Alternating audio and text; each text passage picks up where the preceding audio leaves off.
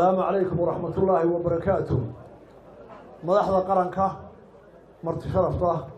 إيا مرتي الدبلوماسيين تاهي أجنبي نقل سوق قيب قريبا آدي آد بردكم هذا غينا كسوق قيب قريبا حفلة أساس كعيدا كقرنكا إرشان إلى وطن وحنا بريو دريا عيدا كقرنكا تنانضة سراكيشة سراك الحقينكا دبليدا إيا حاسسكو دبا سند قريش النواتنات ciidanka qaranka ilaahayna waxaan u rajeynayaa horumar guud ahaan iyaga iyo xaasaskoodaba iyo in ilaahay sanadkan sanadkiisa ku gaarsiiyo barwaaqo iyo horumar dhexda qaranku wuxuu ka mahadnaqayaa ciidanka difaaca ay ugu jiraan qaranka iyo inay yihiin dhidibada koowaad ee ilaalinta qaranka dowladnimadu waxay ku fadhidaa saddex qodob waana kala horeeya ka ugu koobaad waa ammaankana ciidamada inoogu horeeya markaa ciidamada kala duwan waa inaynu siinaa mudnaanta koobaad dhinac walay tahay hadday tahay ammaan mahadnaq sharaf xurmayn iyo dhaqaalaba xukuumaddana maanta joogtana taasaa u ah mudnaanta koobaad labaadna waxa weeye in tala laysku wada kalsoon yahay la helo taasoo lagu helayo sida xeerarkeenu dhigayaan inay xilka hogaamintu yahay meerto oo golayaasha qaranka ee la doortaa golo waliba uu waktigiisa ku bedelmaa oo shacabku mar labaad codkooda bixiya hadday tahay madaxtooyo hadday tahay guurti hadday tahay baarlamaan iyo hadday tahay dowlada hoosaba waayo waxaa dan loo moodo caalamkao dhan u eegay in 5 sano ama 6 sano mar la bedelo golahaasi si loo helo ama kii hore hayo loo bogo loo celiyo ama dhiig cusub dadkana talada u sinaato marka waxay noo baahanahay inaynu kaala ka dhigno qodobka labaad amniga iyo taladii hadii la wado la socon maayo taladuna socon maysa hadaan amniga ku horay ta saddexaadna waa dhaqaalaha in dalka dhaqaalihiisu markaa uu kor u qaadmayo dhaqaaluhu ma qaadmayo oo hore u marmayno haddaynaan ammaan hayn iyo talo wanaagsan ku socdo marka waxaan leeyahay ciidamada qaranka aad iyo aad baan ugu hadnaqaynaa xilkoodii koowaad way guteen ummadana waxay ku leeyihiin sharaf qadarin haddaynan wax kale haynin iyaga iyo ubadkoodii xaaskoodaba laakiin maanta howlaha badan ee naga dhiman duruufaha naga dhiman maanta ciidankeena qaranku waxaan ilaahay idinka kala sheegayaa inaynu gaadhno waan goobjoog ka noqdo isagoo la ciidanka cirka oo diyaaradaha la yahay ka dawladda goobta waa riyadayna ilaahay idinkiina wada gaar doona isagoo ciidankii badda oo badeena dharaaran maraakiib daafacda oo maraakiib waaweyn oo ciidanku hogaaminaya ay gaaraan ilaahay idinkii waxaan ku rajaynaynaa waanu ahogalaynaa inuu ciidankeenu yeesho gantaalaha ridada dheer ee cadow ka baqdo qayrkeed uu soo socda markaas uu dalkeenu sugaya waxa kaloo doonayna cadeeyo inaan Soomaaliland jaararkeeda iyo caalamkoo dhan nabad ugu baaqayso nabad baan u baahanahay dal ismayaan nahay cidna duulimaad ku leeyihiin cid walba nabad ka rabna waxa sameeyaa leh dawladda maanta Maxamed Cabdullaahi Farmaajo iyo khayr ee xamal ka dhisan ilaa maalintii la doortay ilaa maalinka maanta ah waxa ay weerar joogto ah oo qaawan oo dhinac walba ku haya oo ilaa hadda ay ku hayaan qaranka Soomaaliland dagaalada laga sheekeeyay waa joogto dagaalka dhaqaale waa joogto ka cunaqabatay waa joogto ka propaganda waa joogto waxa la yaab leh oo taariikhdu inoo sheegaysa dagaal cid ku guul ku gaadho waa la waayay Soomaaliland sodonkiisa ama 40kiisa oo dhawaad u dambeeyay dagaal u beebeedu ku jirtay waana wada digtay caqliga toosan Soomaalidu maanta meel joogto waxay baantay inay qoriga inta taran gaadho tashato laakiin waxaan arkayaa dawladda maanta xamar ka dhisan ee baydhabo wareegaysa dadka kulaynaysa ee kismaayo u samaysanaysa ee Puntland dibadda ay kaga baxsatay ee Soomaaliland dagaalka ku haysa ee iyada uu ilaalinaya ciidamada qaranimada ay ilaalinayaan ee qaranimada midowga dagaalamaysa garan mayno fidmadeedu inta ay Soomaali ka midowso laakiin Ilaahay waxa ugu rajaynaynaa in Ilaahay fidmadeeda laga geliyo inaguna uu diyaar garoobayna waxa ay dhibaateen oo leeyahay dhinac walba inuu iska daafacdo laba hal la isma qabanaya waxa soo baxay ودولة حمر فرماتية خير كانه إن إلى هذا سوماليلاند حد إنجليزك هي طليان ولكتير حدود استعمار كان في كل الجيش جاي أقبل بينه واحد صبينا حبالة horta beel gudaheeda hataa haddii xasbaysta dhisma kanaysaa ma jirto oo taariikhdeena tustay waxay loogu filan tusaale farmaajo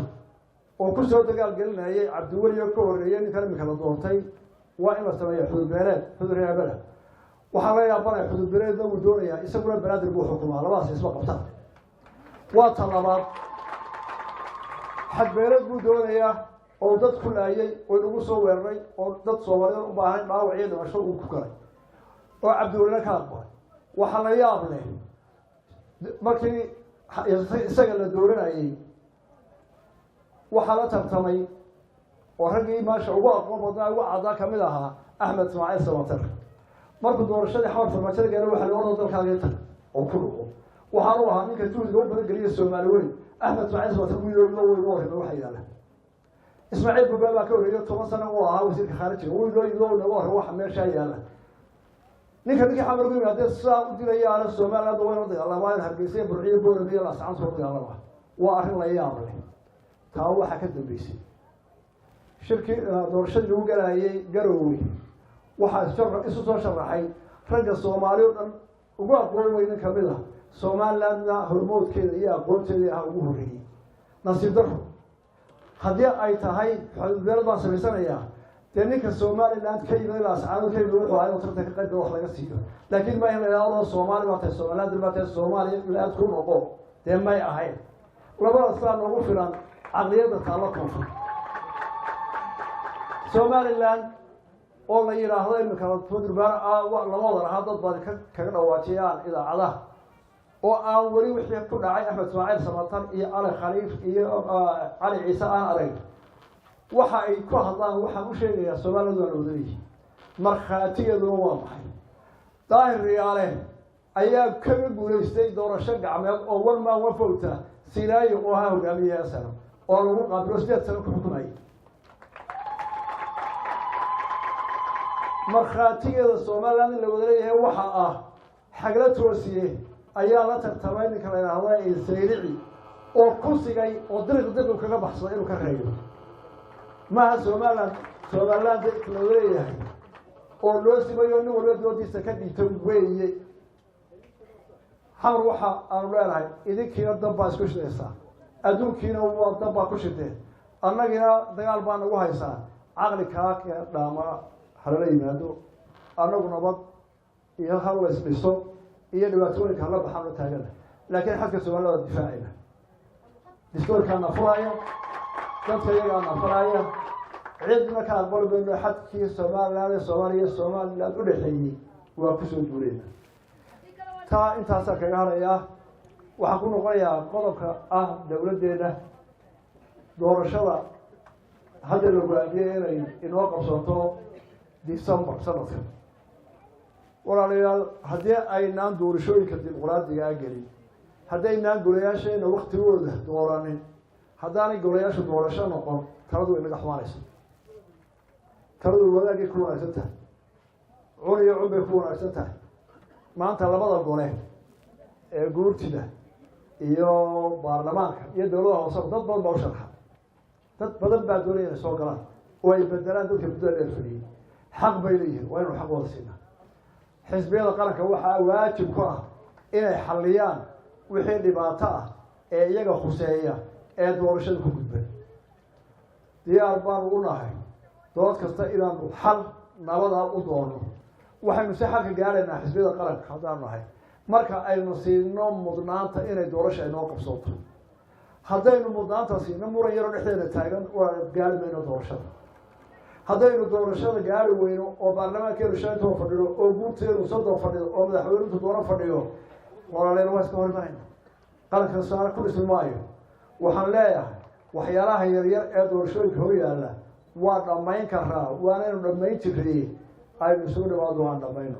oo ha la eego doorashada ayaan la eegi waxa yar in hor yaalla taana intaa doorashadan ka idhi dowlad ahaana diyaar baanu nahay xisbi ahaana diyaar baanu nahay in la wada hadlo in la isu tanaasulo in doorashada waqtigeeda lagu qabto oona mar labaad dib looga dhicin golaha guurtidana aynu raadino xeerka lagu dooran lahaa golaha guurtida xil baa saaran waa madaweyn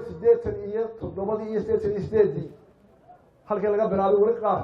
dhaxal bay noqotay iyo dimuqraadi bay macnaheedu isma qabtaan hadday odayaashii xilka ahaayeen oo abaalkoodii la wanaajiyay odayaashii berigii ilaa waqtigaas soo halgamayay hadday odayaashii dhammaadeen dee wiilashoodu oday maaha waa inama yaryar badankoodu dhaxal ku yimid taasina dimuqraadiyad noqon mayso waxaynu u baahannahay inaan samayno xalkii doorashada lagu samayn lahaa aynanu samaynaa wanaagsan midna waa ku dardaaraya aniga iyo inta kale ee markaa korba xilka haysaba anu garan maayo xilka ragga ilaa waa lagu dhegay waa la isku dhajiraya ku dheeranaya waxay qabanayaan aniga xilku waxaan u arkaa meel kale oo daba oo hor loo dhaafo anigu sii reexay baan u arkay hadaan balaa markale wax ka keenay sidaa darteed waxaan leeyahay dadka xilka doonaya ku raagaan garan maayo waxay ka heleen iyo waxay ku ogaan waxa wanaagsan in 5 sano iyo waqti la soo qabtay xilkeeda ay ugu rajeen taa waan ku adkaynaya waayo ciidanka furada ku dhimanaya iyo ardayga yar soo dadaalaya rajadoodu way xumaanaysaa haddii aan la helin doorasho iyo madax kolba la doorto lagu kalsoonaya taana intaasaan kay waxaan ku soo gabagabeynaya Somaliland isbedelka ka socday geeska Afrika qof waliba isbedelka dantiisu ka eegaya Somaliland danteeda ka eegaysa Somaliland isbedelka wixii u dana ayuu bay ku dhaqaaqaysaa cidii ay wada iskaashan karaan oo la kaashanaysaa cidii iskaashan kara waayana amaan bay siinaysaa waxaan ku soo gabagabeynayaa Soomaalidu maanta meel joogto way dhibaato dagaal baa ka socda Ethiopia waxaan u rajaynayaa in isbedel ka socda uu noqdo mid horumar iyo nabad ka gaadho ilaahayna ka u fududeeyo isbedeladu waa badan yihiin dowladda deegaanka Soomaaliyeed waxaan kula talinayaa maanta marxaladii mulka dhexdeeda taagan inaad nabad ku xalisaan inaad sidoo qaataan annaga soo mar khilaafaadka xarunkeeda oo qararayna waxaan haynaa waay aragnimo dhibaato waxa leedahay waxaan ugu aan ku waanayna madaxda badan ee dowladda deegaanka Soomaaliyeed in ay arrinta dejiyaan oo waan iyo istiraas ku dhameeyaan waayo iyagu way ka duwan yihiin Soomaalida kale Soomaalida kale waa dowladda gaar ah Djibouti waa dowlad gaar ah meel taagan Somaliland Soomaaliya حتى كوا كده ملكوا ممتلئ دولة دجاج كسوالات سومالي ورطم باكورة عد ورب حدود بيني ولا قول ولا سامية هذا اللي ماسك عنه ولا سامية سأقدر تدوان وديس يدعينا نبض ولا تفكر بتاعنا إلى أريد هذا الجسام وإلى هذا كأس فرتان بلد يدعينا إنه كلام باقينا هذا يدعو ما تأتي والسلام عليكم ورحمة الله وبركاته